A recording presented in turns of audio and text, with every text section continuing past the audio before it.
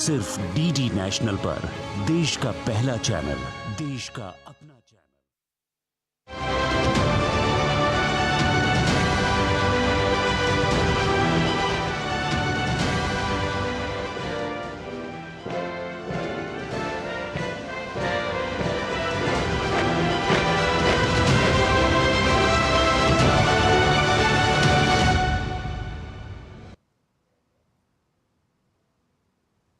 नमस्कार, हमारे खास कार्यक्रम चर्चा में आपका स्वागत है। मैं हूं प्रखर श्रीवास्तव। तो पूरे 45 साल बाद भारत का कोई प्रधानमंत्री पूर्वी यूरोप के देश पोलैंड पहुंचा है और यही वजह है कि अपनी पोलैंड यात्रा से के दूसरे दिन भी पीएम मोदी का जबरदस्त स्वागत किया गया और इस प्यार के बदले में पीएम मोदी ने पोलैंड की धरती से विश्व शांति का एक बहुत बड़ा संदेश दिया। उन्होंने कहा कि दुनिया में कहीं भी युद्ध हो, भारत का एक ही मंत्र है, एक ही लक्ष्य है और वो है ह्यूमैनिटी फर्स्ट, यानी मानवता पहले।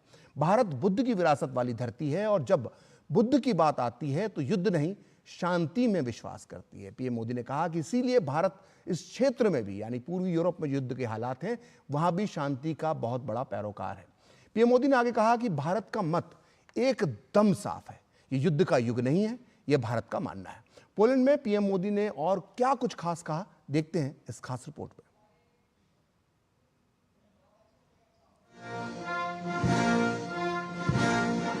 वार्सो जैसे खूबसूरत शहर में गर्मजोशी भरे स्वागत, भव्य आतिथ्य सत्कार और मित्रता भरे शब्दों के लिए मैं प्रधानमंत्री टूस्क का हृदय से आभार व्यक्त करता हूं। आज का दिन भारत और पोलैंड के संबंधों में विशेष महत्व रखता है।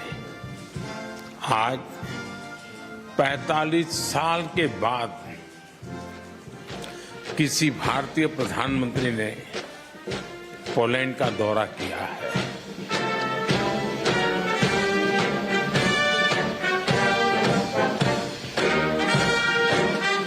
पोलैंड यात्रा के दूसरे दिन प्रधानमंत्री नरेंद्र मोदी का वार्सा की चांसलरी में औपचारिक स्वागत किया गया।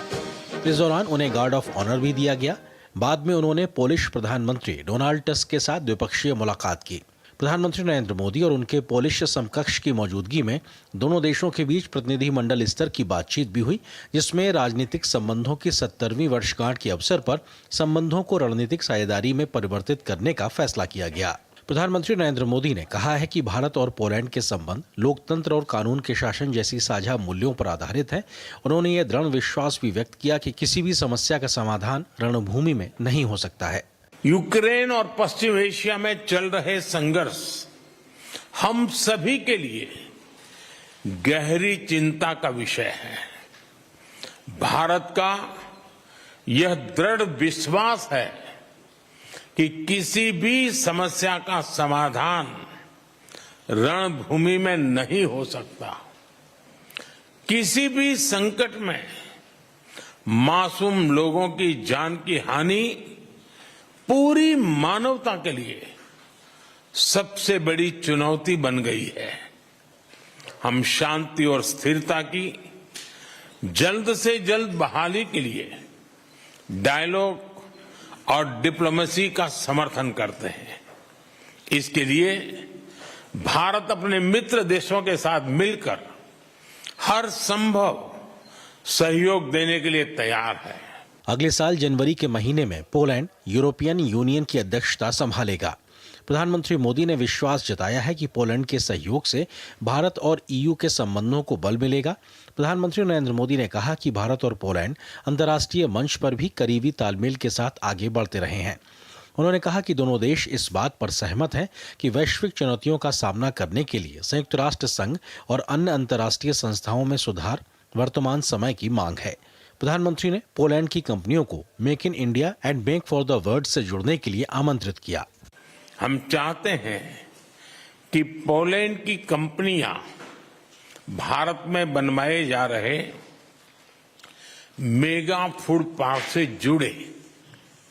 भारत में तेज गति से हो रहे शहरीकरण से water treatment, solid waste management, urban infrastructure, ऐसे क्षेत्रों में हमारे सहयोग के नए अवसर खुल रहे हैं। Clean coal technology, green hydrogen, renewable energy, artificial intelligence भी हमारी साझी प्राथमिकता के विषय हैं। हम पोलैंड की कंपनियों को make in India and make for the world से जुड़ने के लिए आमंत्रित करते हैं। वहीं पोलैंड के प्रधानमंत्री डोनाल्ड टस्क ने कहा कि भौगोलिक दूरी, भिन्न परंपराओं और इतिहास के बावजूद दोनों देश एक दूसरे को भली भांति समझते हैं। उन्होंने कहा कि समूचा विश्व भारत की सराहना करता है क्योंकि भारत में लोकतांत्रिक सरकार है। पोलैंड के प्रधानमंत्री ने वीजा जैसे मुद्दों का समाधान मिलकर निकाले जाने पर बल दिया। उन्होंने कहा कि प्रधानमंत्री मोदी पोलैंड के साथ संबंधों को आगे ले जाने के लिए प्रतिबद्ध हैं। हम वीजा की प्रणाली को बेहतर करना चाह रहे हैं। प्रधानमंत्री जी, आज मैं काफी सकारात्मक हूँ। मुझे लगा कि आपसी जो हमारी बातचीत हुई और जिस तरीके से हमने अपने सोच विचार एक दूसरे के साथ साझा किए, तो उससे हमारी समझ जो है वो काफी बड़ी है, न सिर्फ युद्ध के क्षेत्र में लेकिन और बाकी बहुत जो क्षेत्र है उनके बारे में भी। प्रधानमंत्री जो है वो पूरी तरह से प्रतिबद्ध है पोलैंड के साथ अपने संबंधों को आगे ले जाने के लिए। अपने दौरे के अंतिम दिन प्रधानमंत्री नरेंद्र मोदी ने पोलैंड के राष्ट्रपति आंद्रेज डूडा से भी मुलाकात की।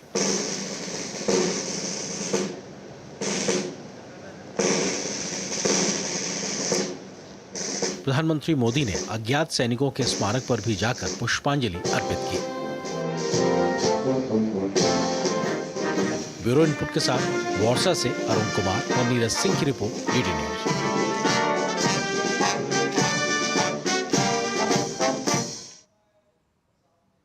तो ब्रिटेन के जाने माने जियोपॉलिटिकल विचारक हैलफोर्ड मैकिंडर ने 20वीं सदी के अंत में एक बहुत महत्वपूर्ण बात कही थी। उन्होंने कहा था कि जो पूर्वी यूरोप पर शासन करता है वो हृदय भूमि पर शासन करता है, जो हृदय भूमि पर शासन करता है वो विश्व द्वीप पर शासन करता है, और जो विश्व द्वीप पर शासन करता है वही विश्व पर शासन करता है। मैकिंडर के इन शब्दों के आधार पर हम ये समझ सकते हैं कि पूर्वी यूरोप के देश पोलैंड का कितना महत्व है, और ये महत्व तब और बढ़ जाता है जब भारत का कोई प्रधानमंत्री 45 साल में पहली बार इस देश की यात्रा करता है। तो इस यात्रा का कितना महत्व है, इस पर चर्चा करने के लिए हमारे साथ जुड़ चुके हैं दो खास मेहमान। हमारे साथ जुड़ चुके हैं अनिल कुमार त्रिगुणायत, जो पूर्व राजनयिक हैं, साथ ही प्रोफेसर अंशु जोशी हमारे साथ जुड़ चुकी हैं, जो school of international studies JNU में है। आप दोनों का बहुत बहुत स्वागत है। अनिल जी, शुरुआत में आपसे करना चाहता हूं कि आज जो पीएम मोदी ने पोलैंड की धरती से जो संदेश दिया है, भगवान बुद्ध का नाम लेकर उन्होंने कहा कि ये युद्ध का समय नहीं है और शांति से ही इस पूरे मामले को देखा जाना चाहिए। खास तौर से उनका इशारा रूस और यूक्रेन युद्ध की तरफ था। तो ये कितना बड़ा संदेश आप मानते हैं पीएम मोदी का? देखिए, अगर आप देखें तो शुरू से ही, जब से ये युद्ध शुरू हुआ है फरवरी 2022 से, तब से ही भारत ने एक ही बात कही है कि कोई भी समस्या का समाधान डायलॉग और डिप्लोमेसी के जरिए होगा, यूएन चार्टर की रिस्पेक्ट के साथ होगा, और तभी ये हो सकता है। और उसी के लिए कोशिश भी की है थ्रू आउट। इसमें ऐसा नहीं है कि खाली कह दिया और नहीं किया। लेकिन अब इस वक्त में जो उन्होंने कहा है, और ये बात आपको पता है कि समरकंद में उन्होंने ये बात कही थी कि this is not an era of war, ये युद्ध का समय नहीं है। और इस बार जब वो मॉस्को में गए थे 1-1.5 महीने पहले, तब उन्होंने वहां पर भी ये बात कही थी कि कोई सोल्यूशन बैटलफील्ड पर नहीं निकल सकता है। तो प्रधानमंत्री मोदी ने ये बात प्रेसिडेंट पुतिन को कही है, प्रेसिडेंट ज़ेलेंस्की को कही है, और ये जो उनकी विजिट इस बार हो रही है वो देखिए G7, रशिया, अब उसके बाद पोलैंड जो बड़ा समर्थक है यूक्रेन का काफी बड़ा, और जहां पे मिलियंस ऑफ ये जो रिफ्यूजीज आए हैं वहां पर रह रहे हैं, उन सब के लिए, और पोलैंड से हमारे आप सोच सकते हैं कि 45 साल में विजिट नहीं हुई, तो बहुत बड़ी इंपॉर्टेंट बात है। इसी तरह यूक्रेन में भी किसी प्रधानमंत्री की विजिट नहीं हुई, तो ये भी एक बड़ी बात है। और ये बात इस संदर्भ में और भी ज्यादा महत्व लेती है क्योंकि भारत एक प्रयास कर रहा है कि किस तरह से शांति बहाल हो, किस तरह से सीज फायर, किस तरह से आगे इनकी समस्या का समाधान हो। और ये हम ही नहीं चाहते, ये लोग भी चाहते हैं और जानते हैं कि भारत एक ऐसा कंस्ट्रक्टिव रोल अदा कर सकता है, क्योंकि जो भारत की पोजीशन रही है इस युद्ध के बारे में, इवेंचुअली उसको सबने समझा है और सराहा है, भले क्रिटिसाइज भी किया हो, लेकिन एक प्रिंसिपल फॉरेन पॉलिसी भारत अपना रहा है, और उसको मैं समझता हूं कि ये सब लोग इस बात को जानते हैं। जी, प्रोफेसर अंशु जोशी, मैं एक जानना चाहूंगा, पीएम मोदी ने एक बड़ी महत्वपूर्ण बात कही। वो बात यह है कि पहले भारत की नीति जो थी वो सबसे अलग रहने की थी, लेकिन अब भारत की नीति है सबके करीब रहने की। मतलब कहीं ना कहीं इशारा जो नेहरू की गुटनिरपेक्षता की जो नीतियां थी उसमें एक बड़े बदलाव का संकेत पीएम मोदी दे रहे थे, और इस परिप्रेक्ष्य में दे रहे थे कि भारत रूस को भी साथ लेकर चल रहा है, यूक्रेन को भी साथ लेकर चल रहा है। तो ये कितना बड़ा बदलाव भारत की विदेश नीति में आप देखती हैं? ये प्रखर भारत की विदेश नीति ही नहीं, ये वैश्विक राजनीति में भारत की नीति की बदलाव की वजह से हुआ एक बहुत बड़ा परिवर्तन है। और कल जब भारतीय समुदाय को संबोधित कर रहे थे वे पोलैंड में, तो ये बहुत महत्वपूर्ण बात उन्होंने कही। और इसी प्रकार की जो बात है वो हमारे माननीय विदेश मंत्री ने जब यूनाइटेड नेशंस जनरल असेंबली का 77वां राष्ट्रीय अधिवेशन चल रहा था, उसमें उन्होंने कहा था कि we are no more non aligned, we are all aligned. तो ये एक बहुत बड़ा हम कह सकते हैं कि स्ट्रेटेजिक बदलाव हमारी नीति में है कि हम जितने भी लाइक माइंडेड देश हैं, जो प्रगति चाहते हैं, जो सस्टेनेबल डेवलपमेंट चाहते हैं, जो युद्धों का अंत चाहते हैं, जो चाहते हैं कि ये जो पूरी दुनिया है, ये जो पूरी पृथ्वी है, ये एक परिवार के रूप में आगे बढ़े, तो हम उनके साथ कदम से कदम मिलाकर, हाथ से हाथ मिलाकर के आगे बढ़ेंगे। और इसी की वजह से आज सफलतापूर्वक भारत जो है एक तरफ अमेरिका के साथ बहुत अच्छे अपने रणनीतिक संबंध बनाए हुए हैं, तो दूसरी ओर हमारे माननीय प्रधानमंत्री सफलतापूर्वक रशिया जैसे देश की यात्रा पूरी करके आ रहे हैं। तो चाहे किसी भी खेमे, किसी भी गुट का देश हो, भारत उन तमाम देशों के साथ में अच्छे संबंध बनाए हुए हैं जो न सिर्फ ग्लोबल वर्ल्ड ऑर्डर की दृष्टि से महत्वपूर्ण है, लेकिन जब हम वैश्विक उद्देश्यों की दृष्टि से देखते हैं तो वे कहीं ना कहीं अपना एक अतुल्य योगदान दे रहे हैं। और बहुपक्षीय और द्विपक्षीय स्तर पर भारत उनके साथ अलग अलग क्षेत्रों में काम कर रहा है। ये जो नीतिगत बदलाव है, ये दरअसल ग्लोबल साउथ के जो दूसरे देश हैं, विकासशील जो देश हैं, अविकसित देश हैं, उनको भी प्रेरित करता है इस बात के लिए कि वे ये खेमों की, गुटों की जो दुनिया है, इससे अलग हटके एक ऑल अलाइंड नीति का पालन करते हुए न सिर्फ अपना विकास कर सकते हैं, बल्कि वे वैश्विक विकास में भी अपना कहने का मतलब यही है कि भारत जो है अब जो दूरी बनाकर रखना नहीं चाहता, बल्कि सभी के साथ करीब रहकर संबंध सुधारने की नीति पर काम कर रहा है। मुझे यहां पर एक छोटा सा ब्रेक लेना होगा, और ब्रेक के बाद भी चर्चा में ये चर्चा जारी रहेगी। बात जब पीढ़ियों के लिए बनने वाले घर की हो तो जिम्मेदारी बड़ी हो जाती है। गैलेंट समझता है ये जिम्मेदारी। अब डबल एम रिब्स के साथ गैलेंट एडवांस TMT रीबार, निर्माण का रियल हीरो। शादी का किचन महके जहां, गोल्डी किचन किंग मसाले हो वहां। गोल्डी लाए हैं फ्रेश लॉक टेक्नोलॉजी, जो रखे मसालों को हर समय फ्रेश। तो ब्रेक के बाद एक बार फिर चर्चा में आपका स्वागत है, और हम बात कर रहे हैं पीएम मोदी के पोलैंड और यूक्रेन यात्रा की। और हम देख रहे हैं कि थोड़ी देर बाद पीएम मोदी अपनी सफल पोलैंड यात्रा के बाद अब यूक्रेन के लिए रवाना होंगे।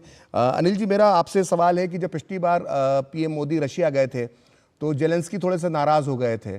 अब जब जेलेंस्की के पास मोदी जाएंगे, और हो सकता है उनके साथ भी जब वो गले मिलेंगे, तो ऐसे में रशिया की प्रतिक्रिया क्या होगी और क्या हमारा आगे का रुख होना चाहिए? अनिल जी। देखिए, ये जो मैं समझता हूँ, मैं तब जब जेलेंस्की ने ये बिल्कुल बेकार बात कही थी या कमेंट किया था, उस वक्त भी मैंने कहा था कि बड़ा इमेच्योर उनका कमेंट था उसके ऊपर में, क्योंकि खुद उन्होंने जब प्रधानमंत्री पुगलिया में उनसे मिले थे तब उन्होंने कहा था कि देखिए, आप जो कुछ कर सकते हैं युद्ध की शांति के लिए वो कीजिए।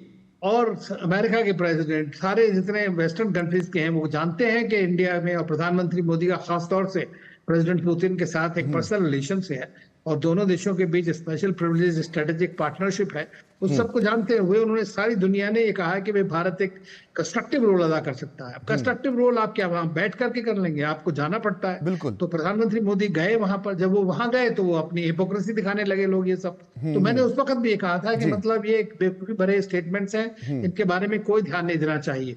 लेकिन अब वो समझते हैं इस बात को, क्योंकि नाउ अब वो उन्होंने बात किया प्रेसिडेंट पुतिन के साथ, वहां पर भी उनके सामने सेकंड टाइम जो बात बोलना कि there is no solution on the battlefield, प्रधानमंत्री मोदी ने कह दिया। आप एक सुपर पावर के लीडर को कह सकते हैं ये बात, क्योंकि आपकी उनके साथ में ये ओपन फ्रेंडशिप है, एक स्ट्रेटेजिक पार्टनरशिप है, तो आप उनको बोल सकते हैं। दोस्त लोग गलती भी करते हैं तो आपको उनको बताना होता है। अब ये जेलेंस्की साहब को बताया जाएगा कि ये रेडलाइंस है उसकी, तो भारत जो फैसिलिटेट करना चाहता है कि किसी तरह से थोड़ी बहुत शांति हो, सीज फायर हो, आगे बात बढ़े, क्योंकि युद्ध नहीं तो बहुत आगे बढ़ सकता है। हालांकि इस वक्त जिस तरह से यूक्रेन ने कुर्स्क के ऊपर अटैक किया हुआ है, 30 किलोमीटर अंदर चले गए हैं वहां रशिया की टेरिटरी में।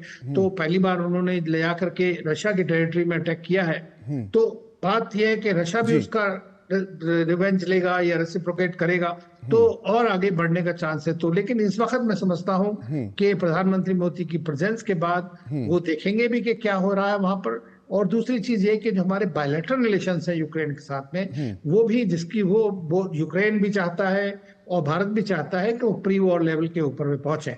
तो ये एक टाइमली विजिट है उनकी और एक कोशिश है भारत की, मैं कहता हूं सकारात्मक कोशिश है और सिंसियर एफर्ट है कि किस तरह से इस युद्ध को खत्म किया जाए, क्योंकि युद्ध सारी दुनिया को बर्बाद कर रहा है। आप सोचिए ग्लोबल साउथ के कंट्रीज, अभी हमने 3rd ग्लोबल साउथ समिट करी और उसमें भी 125 देश, जाहिर तौर पर पूरी वैश्विक अर्थव्यवस्था पर इसका असर पड़ रहा है। जो प्रोफेसर अंशु जो बात अनिल जी ने कही, वही बात करीब बात जो है वो टोनी ब्लेयर के जो एक सलाहकार हैं पीटर मंडेलसन, उनका मैं आज एक लेख पढ़ रहा था, उन्होंने भी यही बात कही। उन्होंने कहा कि पीएम मोदी और भारत में मादा है कि वो यूक्रेन और जो रशिया की जो समस्या है उसको सुलझा सकता है, शांति स्थापित कर सकता है।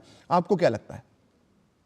एक ऐसा देश मध्यस्थता के लिए चाहिए जिसका सम्मान दोनों ही देश करते हों और संवेदना के स्तर पर दोनों ही देश ऐसे देश से जुड़े। और फिर जब हम भारत की और विशेषकर अपने माननीय प्रधानमंत्री की ओर देखते हैं तो देश भी वो भारत के रूप में हमें नजर आता है और एक प्रधानाध्यक्ष के रूप में हमें मोदी जी नजर आते हैं, क्योंकि बहुत ही घनिष्ठ संबंध उनके एक नेता के रूप में पुतिन के साथ है। वहीं भारत रशिया की जो मैत्री है उसको पूरा विश्व जानता है, वर्षों वर्ष से चली आ रही है, विश्वास का एक नाता है। यहीं जब हम यूक्रेन भारत के रिश्तों को देखते हैं तो जेलेंस्की और मोदी जी के बीच बहुत अच्छे संबंध है और वहीं यूक्रेन और भारत के बीच वर्षों वर्ष के बड़े घनिष्ठ संबंध रहे। और फिर भारत की जब हम भावना को देखते हैं, दर्शन को देखते हैं, तो हम कॉम्पीट करने में विश्वास नहीं करते, हम कोलैबोरेट करने में विश्वास करते हैं। तो हम उसी भावना के साथ जब हम कहते हैं वसुधैव कुटुंबकम, तो हम 150 से ज्यादा देशों को अपने होम ग्रोन वैक्सीन भेजते भी, हम करके दिखाते हैं। और अब वो समय आया है कि कोई मोदी जी जैसा नेता भारत जैसे देश से यूक्रेन पहुंच रहा है, क्योंकि विगत 2 वर्षों में हमने देखा है प्रखर कि वहां पर स्थितियां इस प्रकार की नहीं रही है कि कोई भी राष्ट्राध्यक्ष वहां आराम से प्लेन से या हवाई मार्ग से यात्रा कर सके। इसलिए मोदी जी भी ट्रेन के माध्यम से देखिए कितने निश्चित तौर पर 20 घंटे की ट्रेन की यात्रा करेंगे और 20 घंटे ट्रेन में गुजारेंगे और 7 घंटे जो है वो यूक्रेन की राजधानी कीव में गुजारेंगे। मैं यहाँ पर एक छोटा सा ब्रेक लूंगा और ब्रेक के बाद भी ये चर्चा जारी रहेगी।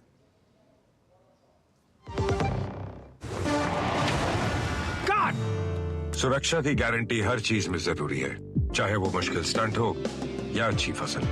इसीलिए ले आइए IIL के ट्रैक्टर ब्रांड का शिनबार, जो देता है सुंडी और ट्रिप से सुरक्षा की गारंटी। सर आप बहुत लकी हैं कि आपके बेटे ने हेल्थ इंश्योरेंस और बाकी सारी फॉर्मेलिटीज टाइम से पूरी कर दी है। मेरा बेटा?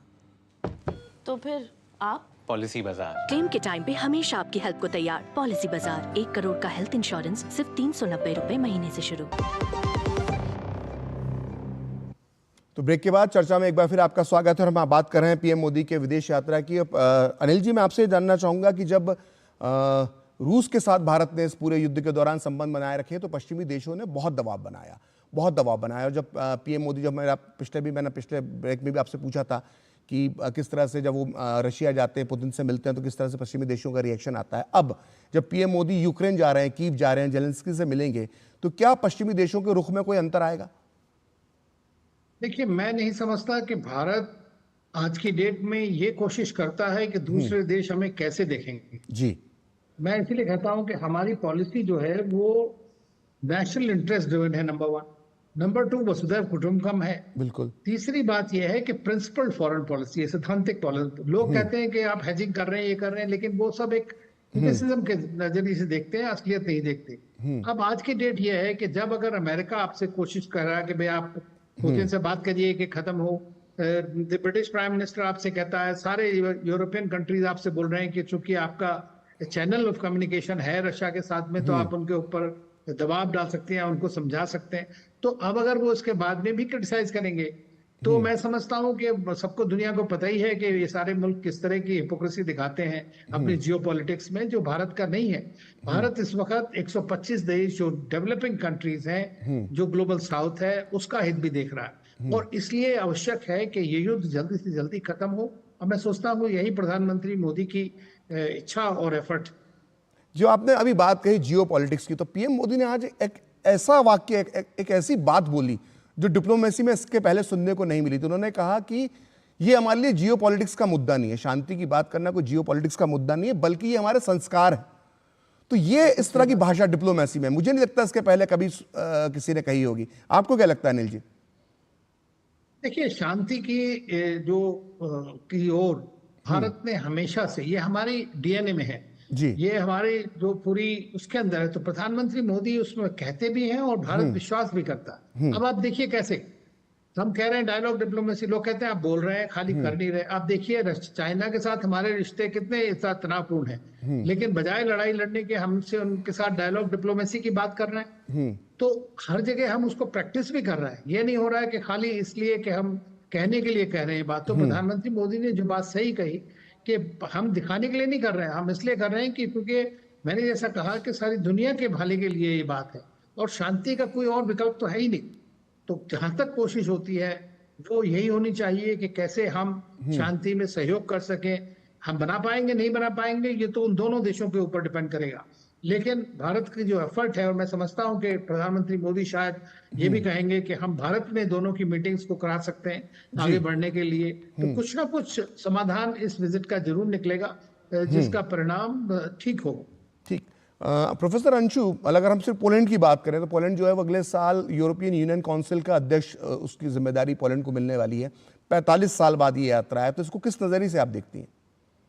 मैं आपके प्रश्न पर आऊं इसके पहले जो पहले प्रश्न पूछा था, क्योंकि कल जब माननीय प्रधानमंत्री ने इस बात को कहा तो इसको समझने का मैंने भी प्रयास किया और 1 मिनट इस पर अपना एक पॉइंट रखना चाहती हूँ। देखिए, जियो पॉलिटिक्स जब हम देखते हैं तो कई बार रीजन्स में बांट के देखते हैं कि एक तरफ रशिया यूक्रेन युद्ध चल रहा है, एक तरफ इजराइल हमास युद्ध चल रहा है, इंडो पैसिफिक थिएटर में क्या चल रहा है। ये पूरा जो एक भू राजनीतिक समीकरण है इसको एक्सपर्ट्स इस प्रकार से बांट के देखते हैं। माननीय प्रधानमंत्री ने ये बात क्यों कही?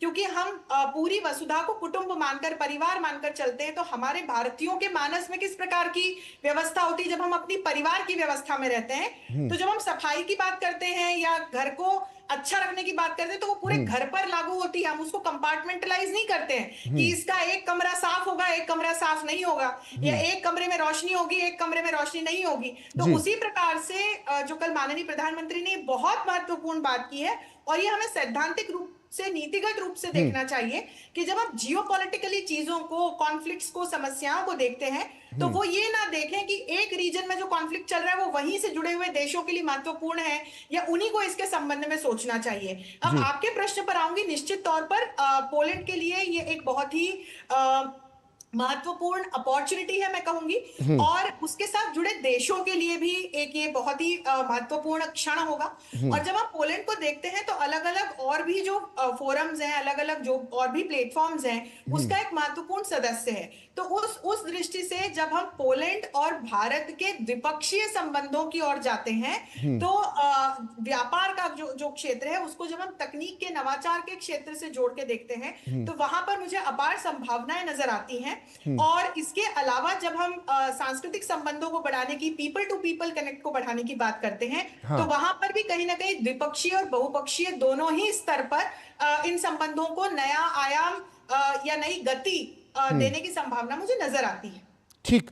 अच्छा अनिल जी, संक्षेप में जानना चाहूंगा कि पूर्वी यूरोप पर अब एक फोकस दिखाई दे रहा है सरकार का, क्योंकि 45 साल बाद पोलैंड की यात्रा कर रहे हो। पूर्वी यूरोप कितना महत्वपूर्ण है हम सभी जानते हैं। फार ईस्ट के लिए पहले इस सरकार ने बहुत काम किया, ग्लोबल साउथ के लिए दिशा में सोचा, तो इस पहल को आप कैसे देखेंगे? थोड़ा संक्षेप में जानना चाहूंगा अनिल जी।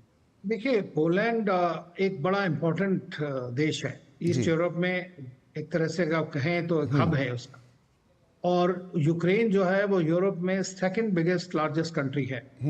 और ये एक अनफॉर्चुनेट सिचुएशन जो डेवलप हुई है वो वहाँ की जो सुरक्षा समीकरण जिस तरह की बनी, नेटो एक्सपेंशन हुआ, उस सब की वजह से हो रही है।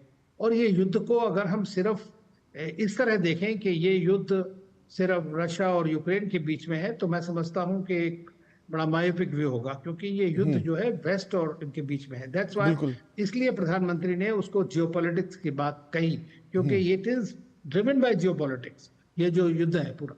तो जहां तक भारत की बात है तो हमारे संबंध तो सभी मुल्कों के साथ रहे, लेकिन आप देखें कि यूक्रेन वगैरह कंट्रीज जो है या सेंट्रल एशिया के कंट्रीज हैं, उससे 1991 से पहले सारा सोवियत यूनियन के थ्रू होता था हमारा। पहले ये सारे कंट्रीज कॉमिकॉन के अंदर में आते थे, ईस्ट यूरोप वगैरह, तो उन सब के साथ में भी पोलैंड, उन सब के साथ थ्रू सोवियत यूनियन था हमारा ज्यादा। लेकिन उसके बाद धीरे धीरे बायलैटरल रिलेशंस बढ़े हैं। और इस बार जो प्रधानमंत्री की विजिट से 45 साल के बाद हुई, देर आयत दुरुस्त आयत जिसको कहते हैं, लेकिन उसमें ये कि 45 साल के बाद आज हम देख रहे हैं कि एक नया एक्शन प्लान तैयार हुआ है, रिलेशनशिप को स्ट्रेटेजिक पार्टनरशिप के रूप में बनाया गया। तो ये जो चीजें हैं वो और आगे बढ़ाएंगी। बिल्कुल, निश्चित तौर पर अच्छा समर्थ देश है। और यूरोपियन यूनियन के संदर्भ में मैं कहूंगा, क्योंकि हम अभी बहुत से यूरोपियन यूनियन के साथ में हमारा वो चल रहा है, खासतौर से फ्री ट्रेड एग्रीमेंट वगैरह, और उन सब इश्यूज के ऊपर में अगर आपके कुछ कंट्री से अच्छे दोस्ती है तो वो आपको फायदा करती है। जी, निश्चित तौर पर अगले 6 महीने जब ये हंगरी से टेक ओवर करेंगे। जी बिल्कुल बिल्कुल, निश्चित तौर पर बड़ी सार्थक चर्चा आप दोनों मेहमानों के साथ रही। आप दोनों मेहमानों का बहुत बहुत शुक्रिया इस चर्चा में शामिल होने के लिए। तो फिलहाल इस खास कार्यक्रम चर्चा में इतना ही। देखते रहिए डीडी न्यूज़।